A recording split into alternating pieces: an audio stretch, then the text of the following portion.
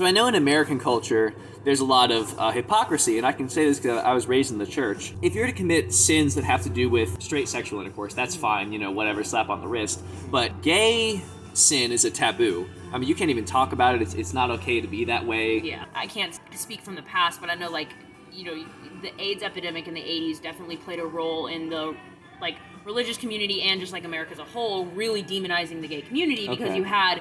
they originally called AIDS GRID, which was gay-related immune deficiency, is what they called it, in actual hospitals. Really? So it disproportionately affects gay men because of the way that gay men practice sexual intercourse.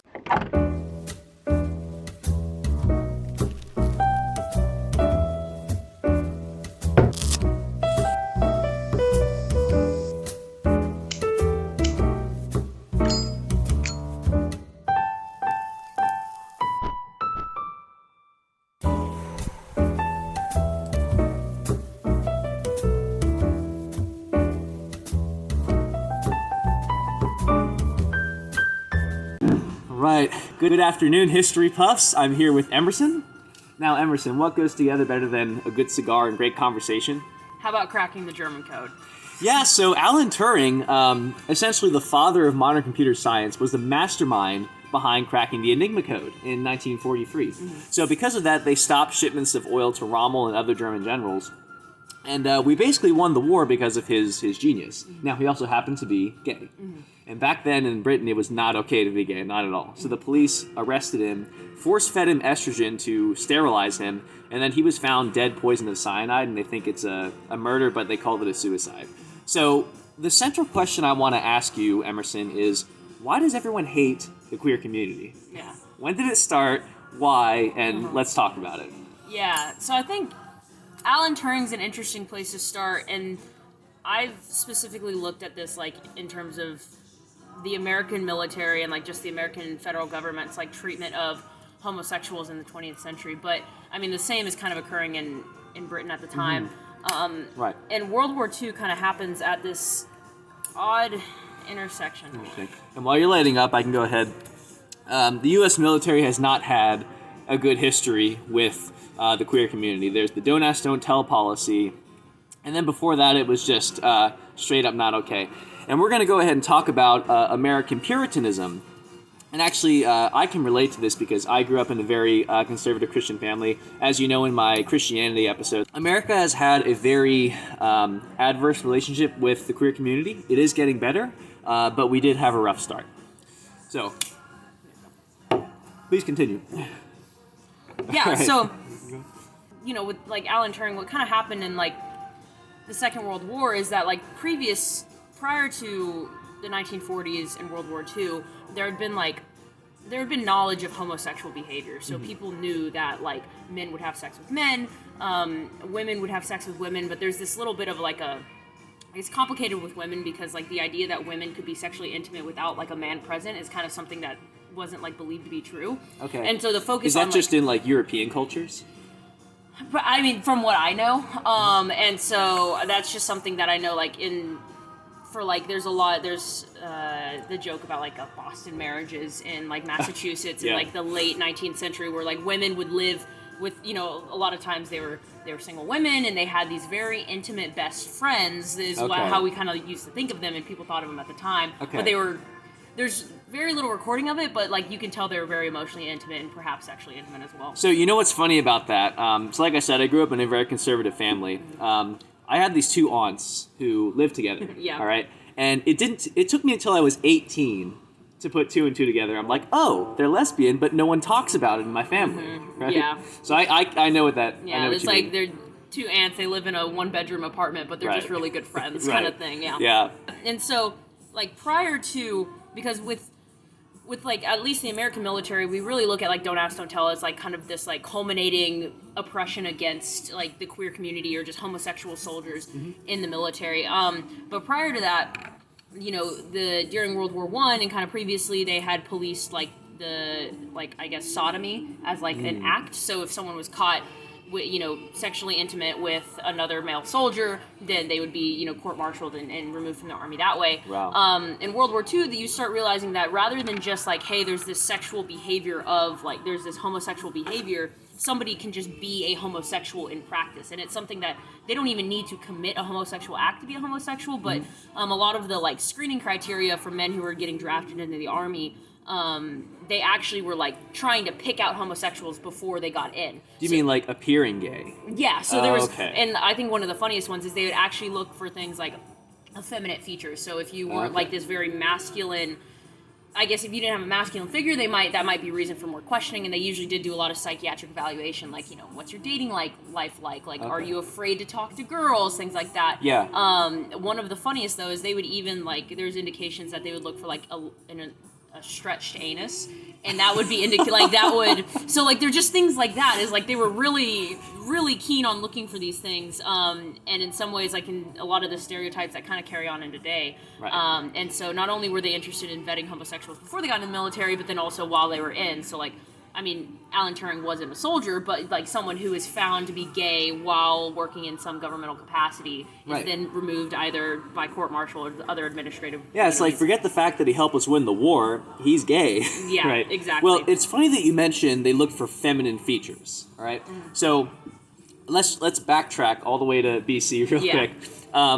Homosexuality started becoming illegal. Not for, like, all gay people, but for feminine gay men, all right? And we see this with Emperor Theodosius of Rome, all right?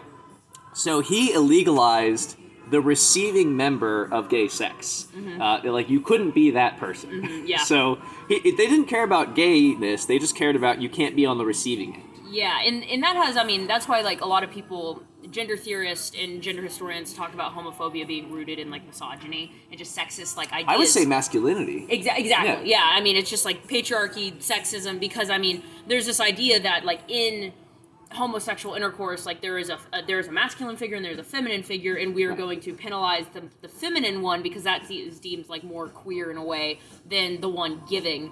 And they even, like, in court-martials in the military, like, they would, like, sometimes men who would be giving in, these sexual encounters would not be kicked out of the military. They were deemed, like, they were redeemable. So they could be saved. And there was also, like, situational homosexuality. So, like, if you got drunk, like, well, it happens, So that was their way of kind of saving certain men. Interesting. Let's backtrack again. When does queerness start being wrong? Right? Who demonizes it? When does this all start? So I think it's pretty well known that in Greek culture, it was A-okay to be queer. There's a joke that says, the Greeks invented orgies, but the Romans added women to them. But please, continue about that. Yeah, it's weird, because, I mean, the way that we conceptualize queerness today is a lot different than, again, like, prior to the 19th century, and, like, this idea of homosexuality is, like, an immutable trait, like, something that someone just is, and then acts upon. I mean, like you said, like, the Greeks, the Romans, a lot of, going way back in history, like, people have been homosexual in, their sex lives forever. Right. And, some cultures deemed it more okay than others. I think that, you could talk about, like, the religion, perhaps plays a role in that, and just kind of any general policing of, like, sexual behavior. Michael Foucault talks a lot about it, too, is that, like, how the profession of medicine actually kind of helped to like, Foucault, and then even, like, Freud talks about it, too, is that, like, he has this binary of, of, like, the sexually normal person is heterosexual, and then, like, the deviant person is homosexual. So, like, you kind of have to you have to understand, like, heterosexuality before you can start demonizing homosexuality as deviant to what is considered normal. Got you. Okay. That's really interesting that you say that as, like, the rebellious thing, because that might be why the United States in particular was against the homosexual community, right? Yeah. But I know, like, in other cultures, like in Africa, particularly in Egypt, it was okay to be gay, because there's a picture of, I'm going to mispronounce this, Nyankum and Kumhotep, who are kissing. Now, back in the day, it was not uncommon for men to kiss each other if they were friends. Yeah. But, I mean, that's up for debate, whether they were friends or they were gay. Like, But they are kissing. That's not up for debate. Yeah, and I mean, that's just, like, different cultural, like, norms and practices, too. we definitely have in Western culture and, particularly American culture, a very, like, strict line between intimacy between the sexes is something that, I mean, there's room for crossing that line, but when it comes into this, like, romantic, and sexual endeavor, it becomes kind of like that's the off limits point. Right. For sure. Yeah. Absolutely. So I know in American culture there's a lot of hypocrisy, and I can say this because I was raised in the church. If you're to commit sins that have to do with straight sexual intercourse, that's fine. Whatever, slap on the wrist. But gay sin is a taboo. I mean, you can't even talk about it. It's not okay to be that way. Yeah. So I think a lot of that comes from Puritanism. What do you think about that? Yeah, and I mean, I don't know how much I can speak on that, but I mean, I would agree. So I grew up in the church as well, and like, my family began Catholic, and then we kind of converted to like what's deemed non-denominational Christianity, kind of like Southern Baptism with rock and roll music. Okay. Is how I like to think of it. You were like show up with like jeans and a t-shirt. And I mean, it was like, it definitely, that was like one of the kind of the cornerstones of like, I guess the big bad sins that you can't commit, and homosexuality is just like a really easy one to pin on. I know, like, at least right now, I can't speak from the past, but I know, like, the AIDS epidemic in the 80s definitely played a role in the, like, religious community and just, like, America as a whole really demonizing the gay community because you had, I mean, they originally called AIDS GRID, which was gay-related immune deficiency, is what they called it, like, in actual hospitals. Really? So they, yeah, wow. It disproportionately affects gay men because of the way that gay men practice sexual intercourse typically. Right. But, they were able to relate AIDS and HIV to the gay community. It was almost like this is what you deserve. You got this coming. And there's a lot of, a really great book on it is In the Band Played On, just kind of how, like, the American population and then especially the Reagan administration like failed to acknowledge the AIDS epidemic as it was like raging during the 80s. And so for a long time, like that was kind of the reason for not dealing with it. Okay. So yeah. Yeah, I know the AIDS epidemic was pretty huge, and that came about right after the Stonewall Riots, which we can go ahead and talk about. Yeah. I know there's a couple points I wanted to hit on before this, but so the Stonewall Riots are huge. This is the biggest event that started the gay rights movement. Yeah. Correct. Yeah. Okay. I love, so this is, and being so close to New York, I mean, we actually took our like LGBT club here. We took a trip down to New York City last fall, and we were like, because I mean, it's like the hub of gay, it's literally like the global hub of gay culture. Does it still look the same way it did back in the 60s? It's definitely a lot nicer for sure. It's kind of been gentrified, and it's like up and coming area now. Back then, it was definitely the reason that like the gay community, just the queer community in general, lived there is because like it was kind of a more rundown area, and so we can't get into kind of the like upper echelons of like New York society. You go kind of is in the West Village that they were able to make a space for themselves. Absolutely. And actually, when it comes to bars, like gay bars, right, they were not allowed to sell alcohol because, again, this is Puritan America. Mm-hmm. So this was a BYOB bar, but they ended up selling alcohol. But what the police would do is when they would do raids, which were very common, they would very commonly raid gay bars, they would tell the owners, hey, we're coming, put away your alcohol. Well, so actually, the funny point on that is the two people... We talked about the one one organization that you wouldn't assume would be in like cahoots with the gay community in New York was actually the mafia down in New York. That's who. So like because the mafia ran a lot of the gay bars in New York City, not only were gays getting ripped off with like bad drinks, like they were getting overcharged for drinks and stuff like that by the mafia, but like the mafia provided them a lot of protection at the bars. And so what happened with Stonewall is that usually they would let them know, like, hey, we're coming, like, they'd raid, like, during the day when not anybody's really there. Yeah. But with Stonewall, they decided 2 nights in a row to raid on, like, really big nights. And so, like... Oh, it was 2 nights in a row? Yeah, so they were bugging them a little more than usual. And they came in actually on, like, a big drag night. So they were having this huge drag ball or just, like, this drag show in... the Stonewall Inn.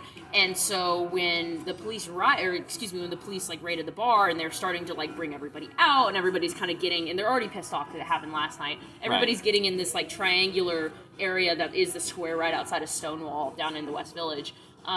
it's like the policemen are trying to like search these drag queens that look like women but they're men, Right, and so yeah. like they're very uncomfortable with what they're doing, and it took them a while to like actually start getting everyone out of the bar before like things erupted. And when you say drag, so that was what they called transgender back in the day. No, so not Oh, actually. wasn't it? No, Okay. so I mean there's a fine line because a lot of drag queens might identify as transgender women. Drag is just the practice of basically like particularly gay men, but just men will dress up as women. It's just Okay. that they're imitating femininity, and it's usually like hyper femininity. Ah. But you know, a lot of trans women do drag too. Sometimes that was kind of their way of getting like acceptance and like normalization of their transness was Right. by performing it as drag. So Okay. So I know one funny thing. Okay, can we take a minute also to appreciate this happened in 1969? yeah, yeah. Anyways, I heard that some really funny stuff happened. Like one guy shouted, "Hey, we didn't pay the police!" So they started throwing coins at them. Yeah. And then you have significant people like Marsha P Johnson is one of the forerunners of the movement. She actually helped to start out the STAR organization, which stands for what is it? The Street Transvestite Action Revolutionary. So we have really significant figures in this riot too. So it takes place over 5 days, correct? Like, this is a long time Yeah. of rioting. Yeah, and what's funny is that because if you've ever been in the West Village, like it's part of New York, most of New York City, and Manhattan particularly is like known for its very much like organized planning. I mean, it's just like, you know, straight up and down, you know, north, south, east, west. But it starts to get like kind of, you know, things are crooked and like there's streets that are intersecting and going in kind of like circles almost, if you will. And as the police were trying to like quell this riot, like the queer community who had lived in West Village just kind of kept circling around themselves. So like kind of increased the longevity of their efforts. Really?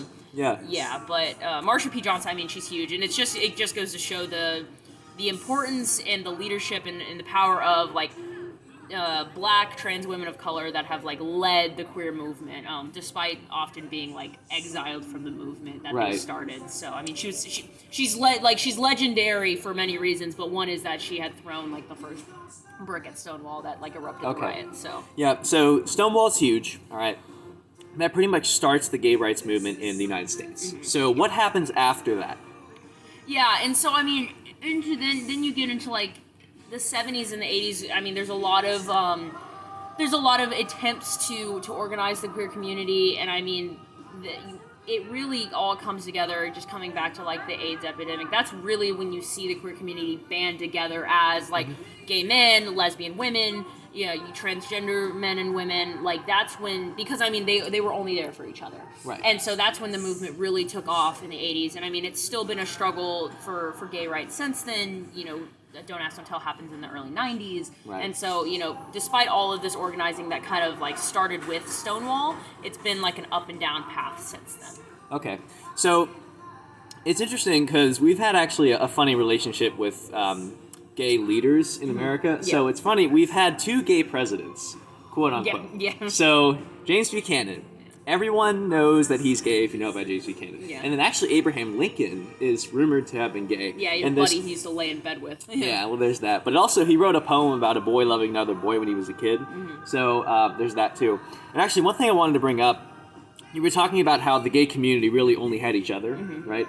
Well, back in like the 1940s, 1900s, they didn't even have each other. It was, you couldn't just ask around church like, hey, who's gay and who's not. Yeah. So, and correct me if I'm wrong, but the way that people would practice homosexuality or engage sexually was actually they would hire prostitutes, like other men.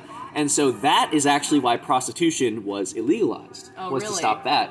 And so I'm not going to advocate for or against the legalization of prostitution, but stating the facts, if you illegalize it, you can't regulate it, and that's how you have things like forced drug addiction, sex trafficking, child labor laws being violated, right? So, I mean... Yeah, in there's actually, so a lot of...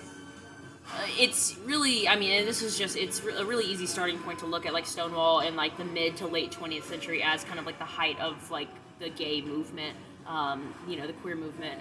But George Chauncey has a great book called Gay New York about gay life in the early 20th century. A lot like in the 1920s about it really, it was kind of like something that he focused on gay men, or at least from what I remember, and that was kind of where the distinction between like these like more masculine gay men, they kind of like saw themselves as like, oh, I just have like buddies, you know what I mean? It's like kind of going into like and they, you know, they were middle, or they were like working class, you're strong, they still like retain that masculine identity, whereas like they kind of put on like most effeminate sex workers, you know, maybe they worked at like different like clubs or something like that, men that were just more feminine in nature, they refer to them as fairies too. So a lot of that like gay slang kind of arose in the early 20th centuries too. There's a lot more like rifts in the community than there were later on. Would you say that it was okay to be masculine gay but not feminine gay? More so. Yeah, like there's like a hierarchy, like clearly like straight masculine men are at the top.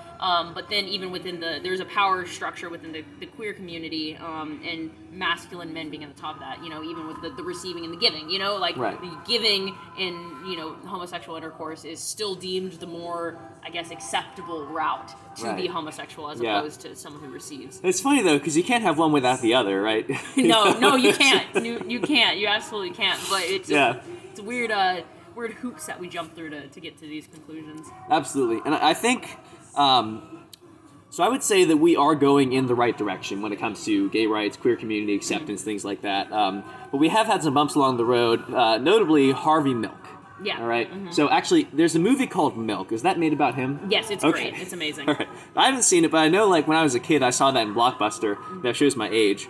I was like, why is there a movie about milk? But it's actually about Harvey Milk. Yeah. So Harvey Milk was the first elected openly gay politician. All right, so he's not like Lincoln, he's not like Buchanan, he's openly gay. And what happens to Harvey Milk? Yeah, he gets assassinated by a fellow member of the board of supervisors in San Francisco. And that was, I mean, I think it was there was a proposition. I'm blanking on everything now, but basically, you know, Harvey Milk runs as an openly gay man, and that's kind of what gets him elected, is that he brings together the Castro district. Yeah. So like he was really representing the Castro district and all of the gay community in San Francisco, because it had a really robust gay life. And so that's kind of, it took him several times. Like he ran like 2-3 times before he was actually, you know, elected to his position. But then he was able to kind of strike down a more like conservative piece of legislation that one of his colleagues wasn't I guess a fan of, and yeah, that kind of led to both his murder and then that other politician's like subsequent suicide. Okay, yeah, I heard that he actually is responsible for the pride flag. I know for a fact that it's about the same time in San Francisco that the pride flag's created, and it originally came with like a lot of different. Right now, it's like kind of the standard, like I think it's like red, orange, yellow, green, blue, purple. But it had more colors before, and there's like a lot of symbolism behind each color and what they all mean. I thought it was just a rainbow. Yeah, no. There's a lot of different meanings behind it all. But why they actually split it down to the 6 that they have now is because when they realized they wanted to march with it in the streets, like the flag, like, you know, out parallel to the ground, they wanted it to fit evenly on both sides. So they wanted 3 stripes and 3 stripes on either side of the road, and so that's why they kind of cut it down to the 6 that we have now. Interesting. So, yeah, and it was actually it was a veteran who created the pride flag, who designed it originally. Yeah. So I have his name. It's actually Gilbert Baker is the one who designed it. He had been in the Army, and they weren't. He realized that he probably wasn't very much welcome in, like, I think he was going into a combat role, so he got switched to being a nurse in San Francisco, I believe. So, interesting. Yeah. It's interesting that they cut down the colors of the flag to fit it on the street. Yeah. So you see stuff like that in history. Like, if you didn't know, the marathon's 26 miles because in 1980, when they had it in Britain, they extended it by 2 miles so it would end at Buckingham Palace. Yeah. And then they just never shortened it after that. So it's funny how things like that happen. Yeah, just coincidences. You know? Yeah. But no, I think that we are moving in a good direction when it comes to the queer community. Now, what do you think? Yeah, I mean, I think it's, I still remember, and this may be, I was in high school, I think, when gay marriage was legalized in 2013. I don't know how old you were, but that was big, and that was a huge step in the right direction to legalize that federally. Right. And there was even some discourse within the queer community that wasn't the right move. That really was kind of giving in to the normalization of, like, I guess the institution of marriage, and there's, like, you know, it's this rift between, like, liberation and assimilation that we see in a lot of different civil rights movements. Yeah. But I mean, it still definitely helped, like, bring it definitely helped normalize queerness, or at least homosexuality, in, like, the American public's, like, eyes. Okay. And you've actually seen, I mean, a lot of different, like, political scientists have looked at, like, this watershed of public opinion change towards, like, being accepting to, you know, homosexuality, which has occurred at, like, a really fast rate. Yeah. I mean, it went from, like, being very low numbers in the early 2000s to, like, suddenly shooting up by the time that gay marriage was legalized in 2013. Okay. So, or 2015. 2015. 2015, pardon me. And I remember when that was, because I was about to go to basic training when that happened. So yeah, I was 16, so okay. I was still at home. Yeah. But, you know, it's in the right direction, and I think for the rest of the queer community as well, with, you know, in the military anyways, like, we've just recently had the repeal of the transgender service ban, right, which had been repealed in 2016, reinstated, and then, you know, now with the new administration has been repealed once more, and actually just recently. Yeah, wow. It was in January. It was like 4 days after Biden's inauguration, and then actually on Transgender Day of Visibility, which was on the 30th and 31st. It was this week. Don't ask me. I'm uneducated. Yeah, but that was the day that the Biden administration decided to release, like, an official statement that all departments have, I think, 60 days to roll out new policies for the integration of transgender service members. Wow. No, that's really interesting, and I do think we're going in the right direction. Mm-hmm. You know, I think that who you love, you know, that's up to you. And actually, there's a quote I found from Plato about this. He says that homosexuality is regarded as shameful by barbarians who live under despotic governments. It is apparently not in the interests of such rulers to have great ideas engendered in their subjects, or powerful friendships, or passionate love, all of which homosexuality is particularly apt to produce. He said accepting that is a sign of advanced civilization, because that means you accept everyone for who they are and diversity of thought, things like that. Yeah. So that's why I think that more advanced civilizations should be accepting of that. Mm-hmm. Now, what do we see in societies where homosexuality is like 100% A-OK? And what are some of those cultures? Yeah, I mean, so I know for a fact, and this has less to do with sexuality and more to do with gender, but there's a lot of, I mean, the gender binary as we know it, which feeds into then our conceptions of sexuality, because you can't have a homosexual without understanding, like, you know, same sexes or same genders, you know, being attracted, that kind of thing. But I mean, like, for instance, like, Native American communities, indigenous peoples, like, have been accepting of fluid gender identities and gender presentations, you know, much, you know, that was something that we have stripped from, you know, what we have now. The American Indians had a genderless god, I believe, and they would have men actually dress as feminine figures in some of their religious dances. Yes, exactly. So, like, that's a very rigid, like, Western European thing that we have kind of imposed. And, you know, and even then, even within, like, indigenous communities that have been, like, the way that they thought about gender was just something completely different than our own. So it's kind of to understand communities that have been accepting of not heterosexual behavior, or just, like, not rigid gender norms. It's just on a completely different plane than how we think about these things. Okay, I'm gonna end with a quick fun fact. So, the term lesbian actually comes from, there was a Greek poet named Sappho, right? Yep. And she was from the island of Lesbos, right? Mm-hmm. And so that's where we get the term lesbian. Yeah. Okay, so I think that we've said all that we have to say about the history of the queer community. Yeah. So how are you enjoying the cigar? It's great. Mm-hmm. I'm enjoying it. Nothing better than smoking and talking about queer history. I know, right? Yeah. So these are factory smokes from Drew Estate, and you know, just like the history of the queer community, they get better with time. So yeah, nice. All right. Well, Emerson, thank you so much for coming on the show, and to all the history lovers and cigar aficionados out there, keep on buffing and keep on puffing. We'll see you in the next one.